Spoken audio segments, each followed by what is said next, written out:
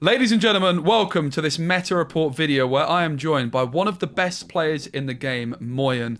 Moyen and I are going to be ranking every single one of the top meta decks. We might be disagreeing on a few of those things, but we have come together to build our favorite lists for each of these decks. So this is your comprehensive meta report guide. Moyen, can you tell us a little bit about yourself in Marvel Snap? How many tournaments have you won, Moyen? I've lost count of the tournaments, but I'm at like around 1.5k now, maybe. So you've got $1,500 in prize money from Marvel Snap tournaments. Yeah, and most tournaments don't pay a lot, so No.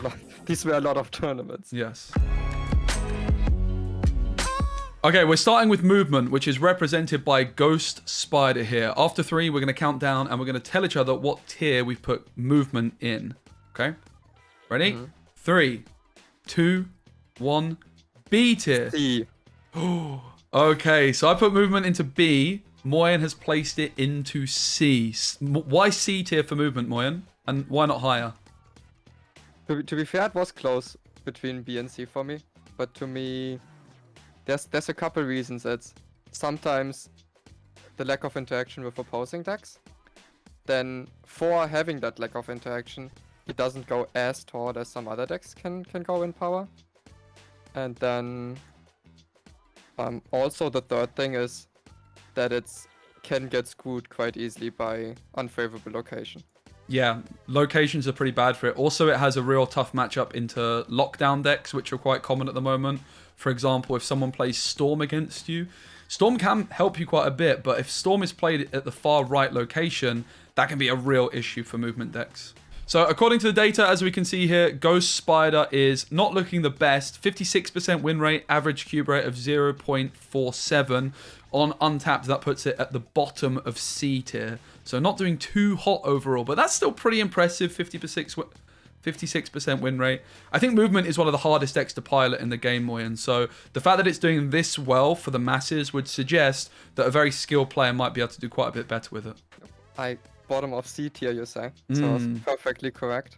Do you think that movement is the most difficult deck to play in Marvel Snap? Maybe bounce is a little bit more difficult, but it's up there. It's definitely up there. Okay, cool. So this is our favorite version of movement. We had quite a few different ways of going about this. There's definitely been some specie influence here by getting the multiple man into the mix. Moyen wasn't too sure. For me, multiple man is very important because otherwise your far right location becomes very weak.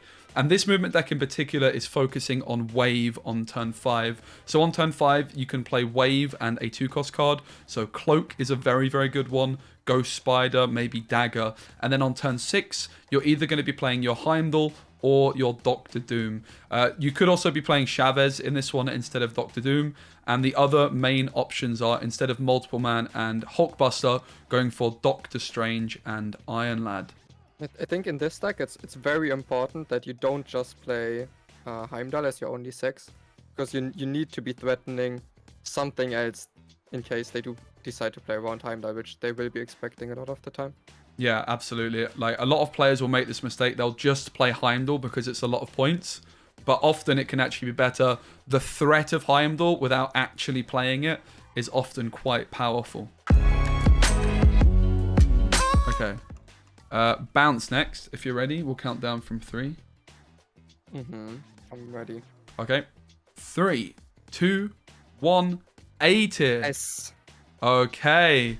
So you've gone for S tier for bounce. I put it in A. Bit of a disagreement there. The reason I've not put it in S tier is simply because of how weak this deck is to something like Wave, which is becoming quite popular. But you've still put it in S tier despite its weaknesses to Wave, Moyen.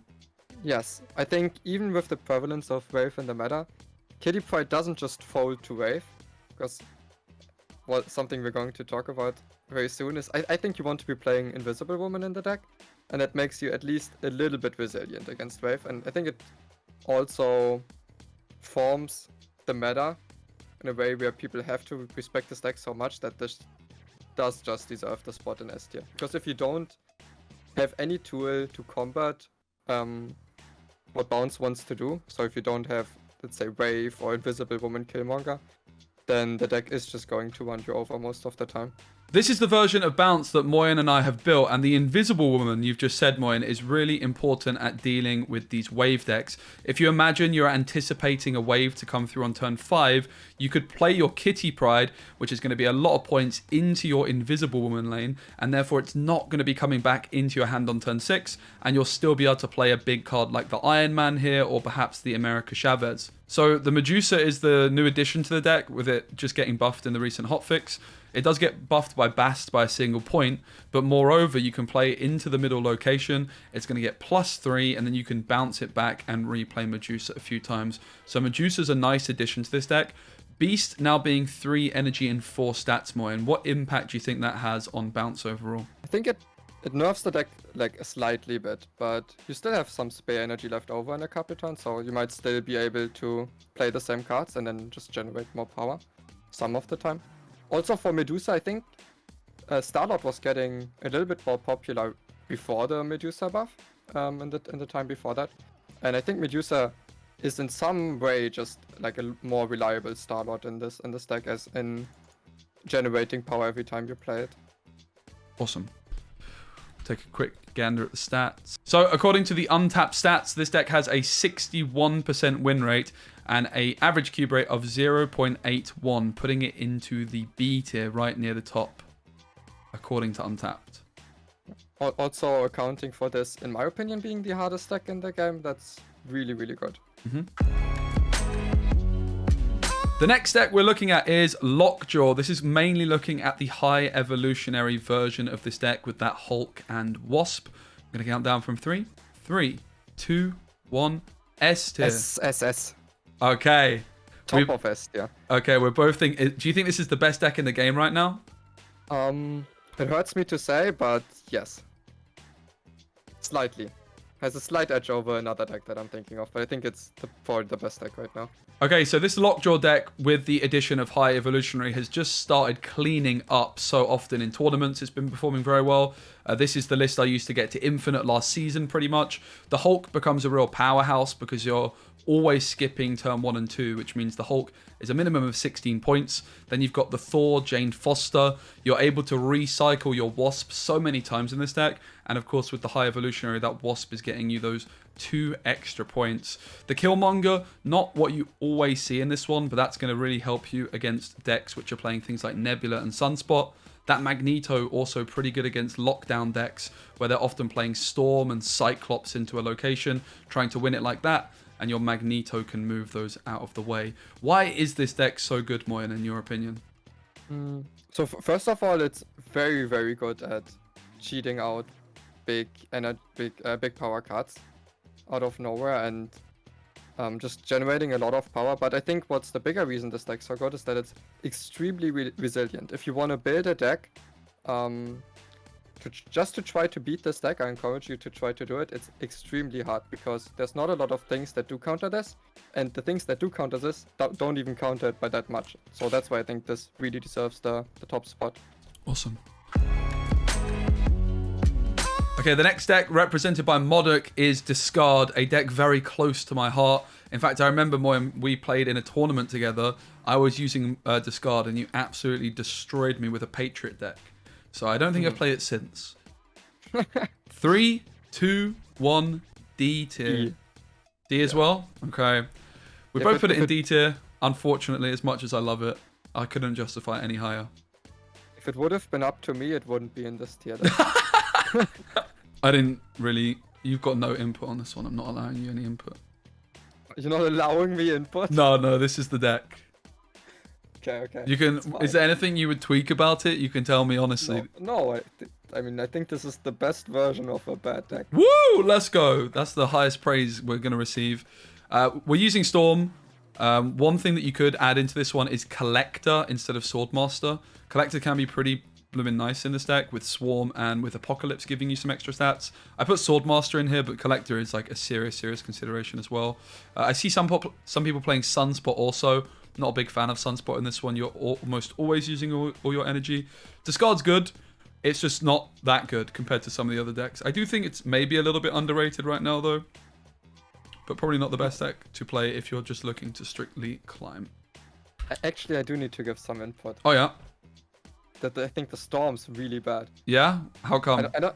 I mean, the only reason people think it could be good is right because you can contest it quite well, let's say with Morbius or Dracula, and then decide later how much power you want there.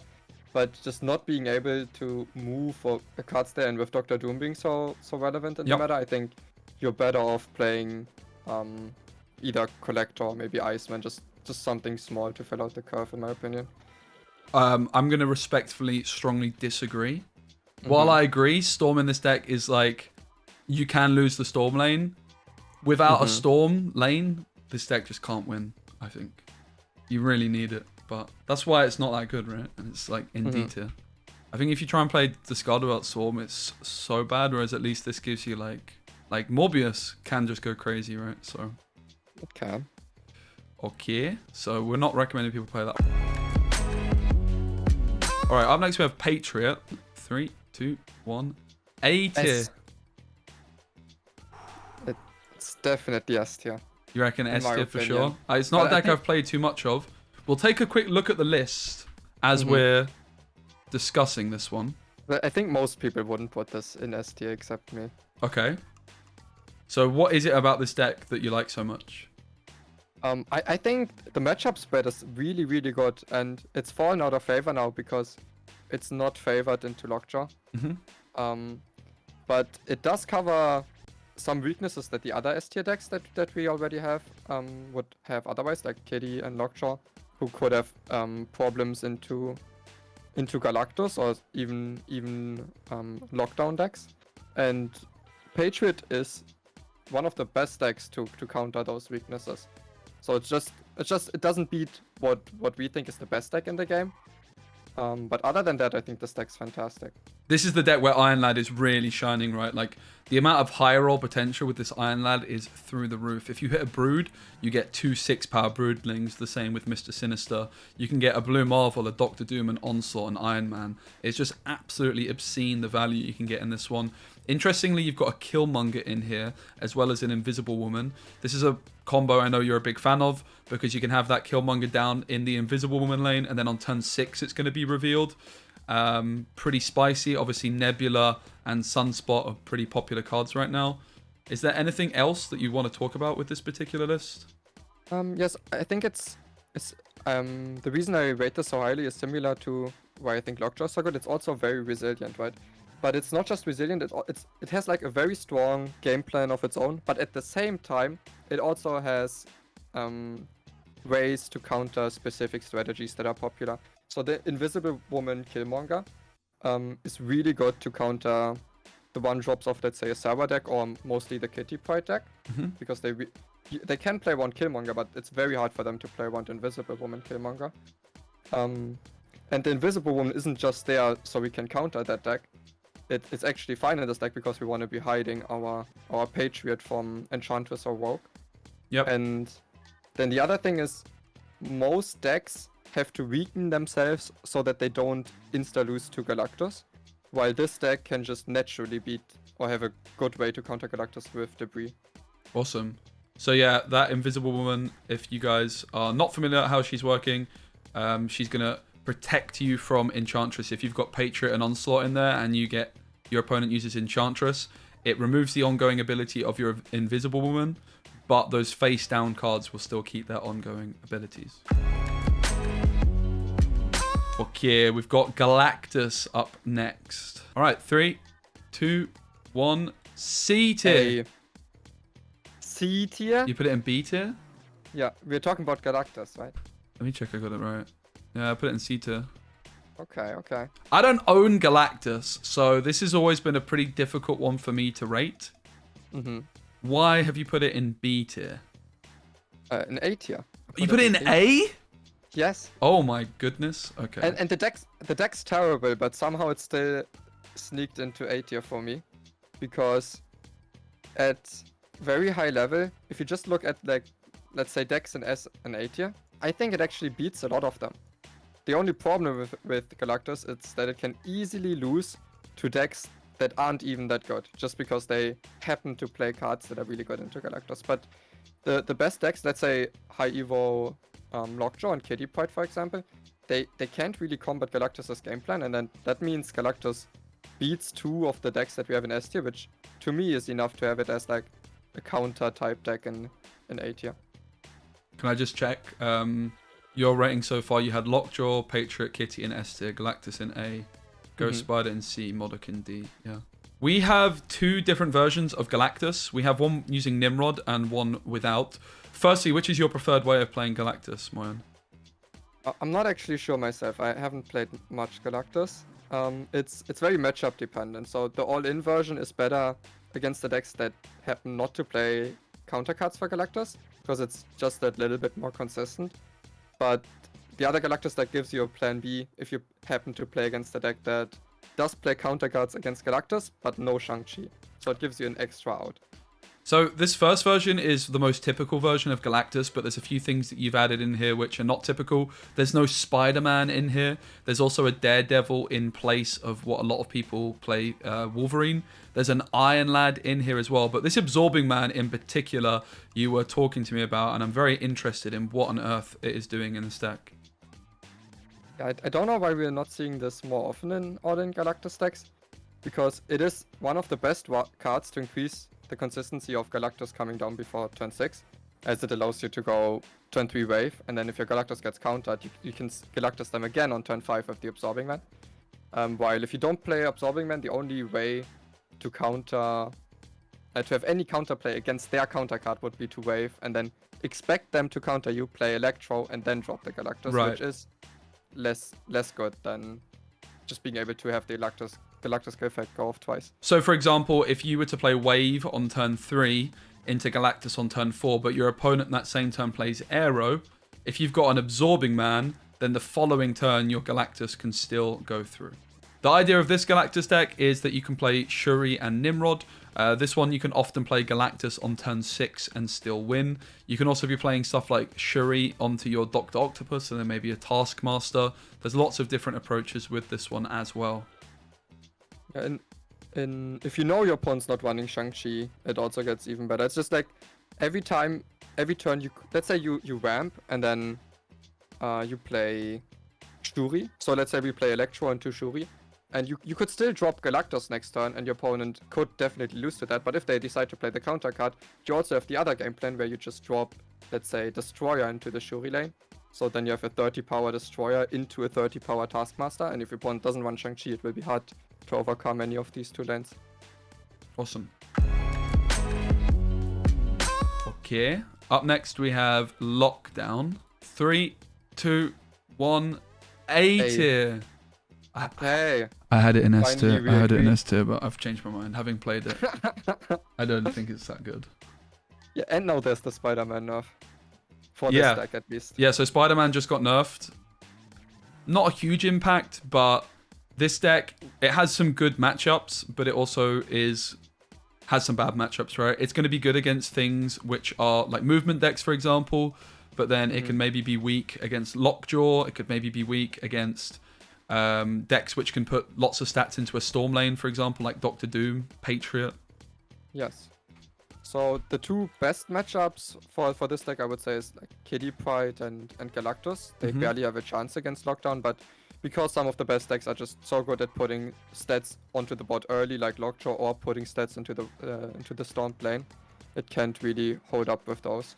Yep, and the deck that I'm showcasing here is Cowatek's list. He won a tournament with this one. I tried a different version and it honestly sucks, so I just decided to share you this one. Like the Spider-Man nerf to 5 cost shouldn't be a huge impact most of the time because you would play it on turn 5 anyway. But in this deck, it is pretty significant because that means that you're going to be losing 2 points on your Hulk because you're not wasting an energy that turn. If you had a spare energy, your Hulk would be getting those 2 extra points. Also, your Cyclops will be getting 2 extra points that turn. So it's a pretty significant nerf for this one as well. Up next, we have Sera Control. 3, 2, 1. C tier. E. Oh, C tier. I'm being harsh, mate. I had it in B tier originally because the data suggests that this is the best deck in the game. But Yeah, I don't definitely believe not it. the best deck in the game. So why is what's the data doing wrong then? Why is the data saying this is the best deck and you don't think that it is even close? It could be I'm not exactly sure. I don't pay much attention to ladder stats, as they can be very inflated by either bots or people not even caring that much about their cube rates necessarily, which you can't really blame them for. The reason it's in B for me is I think it does have the tools to beat most of the top decks if it builds the deck to beat those decks, but it can't beat them all at the same time. It really needs to decide which one it wants to beat to be able to beat it. There's a lot of different ways you can go about building Sera Control. I personally am a big believer in Bast in these kinds of decks, because Bast is giving you a lot of points on Angela, Hitmonkey. Kitty Pryde is a great addition to these ones. We've also got the Invisible Woman in here. This is similar to the previous Invisible Woman deck in Bounce. You can put your Kitty Pryde down there on turn 5. Your Killmonger can be hidden as well to get some more value. And we decided to put a leader in here, which is going to be surprising to a lot of people. What's the reasoning to add leader to a control Sera deck? It's not really what we want to be playing, but because Wave is so good against this deck, I think you need to have a game plan against Wave, and leader is just that game plan.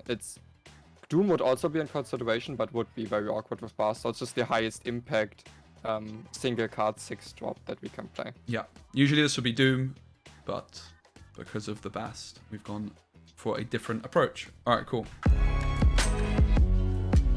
Up next we have Stature, which I also don't own this card. What card do you own?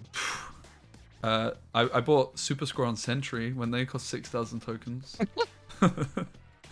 Nice. Okay, Stature. 3, 2, 1. B tier. B. Okay, you put it in C. That's our switch. I was kind of torn. Stature's a card I still don't own. I have never played the deck, so it's pretty tricky for me to evaluate. Not a lot of people are playing it right now, but I just feel like it might be a little bit underrated. I was kind of close between C and B. The deck is decent, as in what it does itself, but I don't think it has, especially since the nerf, the things the deck does aren't keeping up enough with what everyone else is doing anymore, and it doesn't have as much interaction as maybe some of the other decks like Sera. So it can it has a better game plan maybe even than Sera, but it doesn't have the same interaction. I don't have too much to add on this one because I don't own the card. It's a pretty good deck though, I think. Like the Black Bolt can be a problem for quite a lot of decks. It can also be pretty good at getting some surprise value, particularly because not many people are playing this one right now. I think that if you're playing on ladder, that kind of surprise value that Stature can maybe provide could help you climb a little bit more because people won't be so familiar with playing against it. It's definitely a good deck, good enough to get you infinite, but has fallen off after getting a lot of nerfs really. It lost a point on Rockslide, a point on Black Bolt, and a point on Stature as well. And Enchantress lost a point too, so it really has picked up a lot of nerfs. Also, what the deck is good against is the Lockjaw decks as you play the Rockslide Darkhawk package, so you have some counterplay into that at least. Yeah, if you're giving a Lockjaw deck a bunch of rocks, it can quickly become a Rockjaw deck. Comedy value, look at that. Alright, we have Silver Surfer up next. Now, Moyen, you know Silver Surfer has a very close place in my heart. I love Silver Surfer decks, especially with the big man Kingpin. So I hope that you've given Silver Surfer a nice, respectable rating here. 3, 2, 1... D tier. D. Yeah, I put it in D as well. I'm objectively honest here, okay? Yeah, not bad, but I put it below MODOK. You did not. I did. You did not.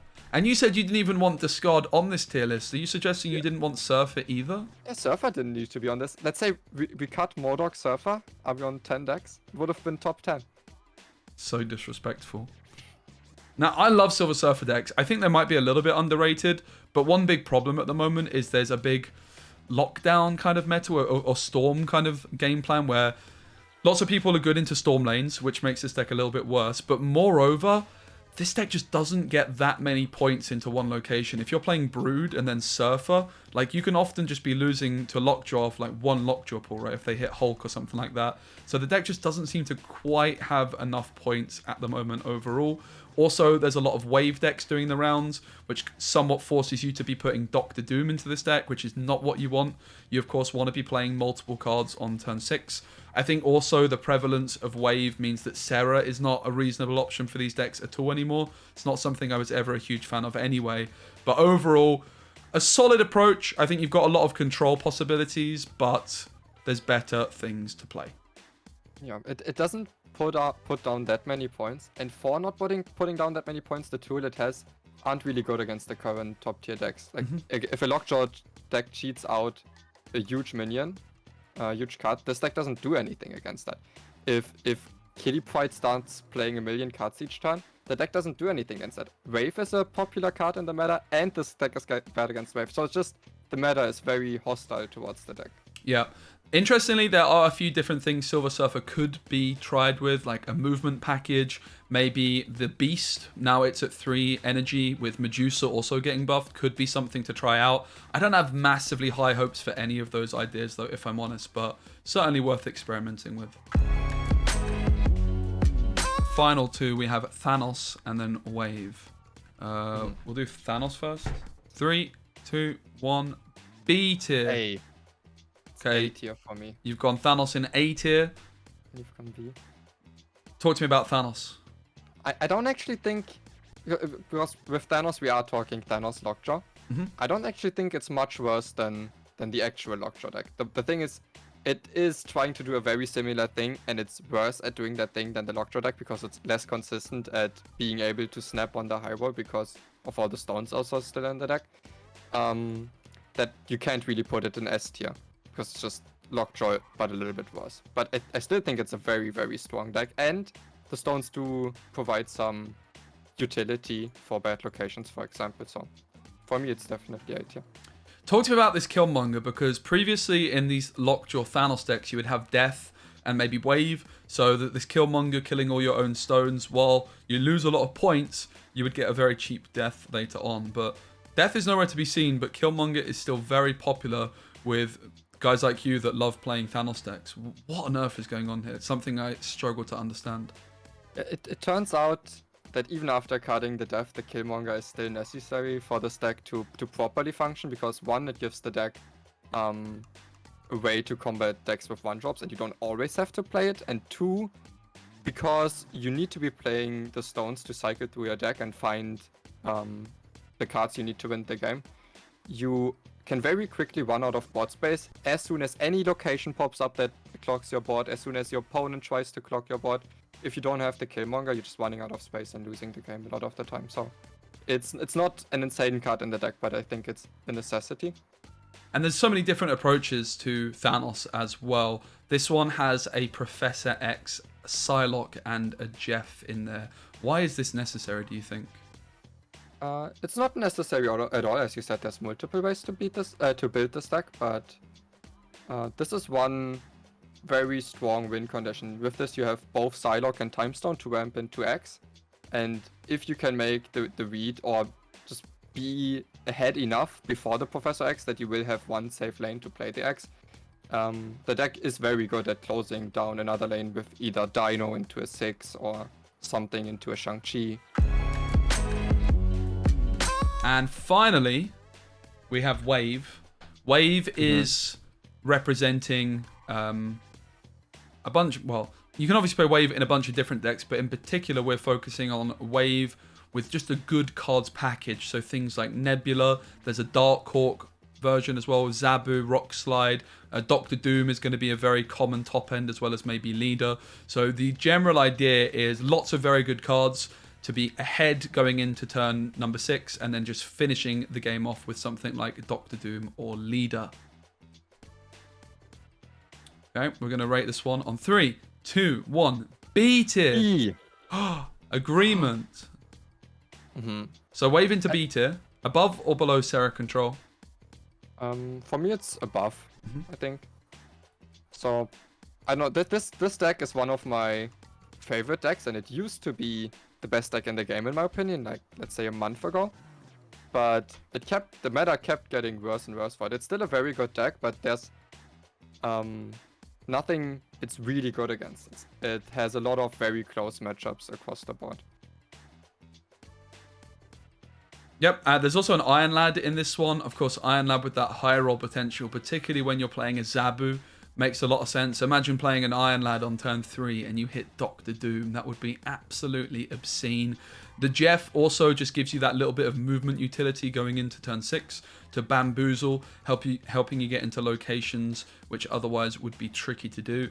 Nebula's just insane. Again, it's just overall just lots of good cards all compiled into one type package. Also, Wave is very good in this deck because it doesn't just play it as a turn 5 play to limit your opponent's turn 6. In this deck, it's also often very strong to play Wave turn 3. And then just cheat out a leader or Doom, get ahead, and then try to close out the game from there. Awesome. Okay, ladies and gentlemen, so that is our final tier list with me and Moyen. This is Moyen's version. He knows a little bit more about this than I do. So this is the final tier list. I'm very sad to see Silver Surfer, Modok, and Movement all near the bottom, but they're still clinging on. They're still making it close to the top meta decks. And of course, we have got a big balance patch coming potentially next week as well. Moyen, thank you so much for joining me for this video. Where can people find you if they want to watch more Marvel Snap content from yourself? Currently, they can find me on Moyen_HS on Twitch. I'm trying to change the name because I'm no longer playing Hearthstone, but it's not easy. Awesome. Do you ever make YouTube videos as well? I haven't made a YouTube video in a while, but I do have a channel where if I have a good video idea, I'll post some more in-depth competitive Snap content there. Awesome, and that'll be in the description. Moyen, thank you so much for joining us. It's been a pleasure. Thank you everybody for watching, and see you on the next video.